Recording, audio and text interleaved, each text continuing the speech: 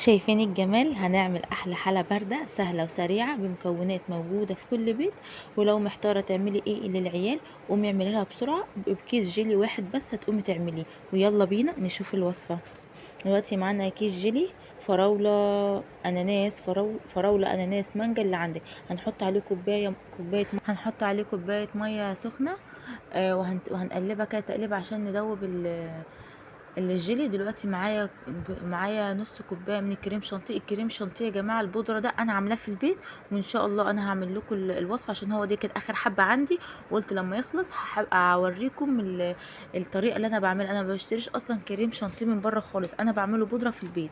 ان شاء الله قريب كده هنزل لكم بالوصفه برده بتاعت الكريم شانتيه، وبرده يا رب تعجبكم. دلوقتي بعد ما خفقنا الكريم شانتيه، انا حاطه فيه سكر بودره فما احتجتش.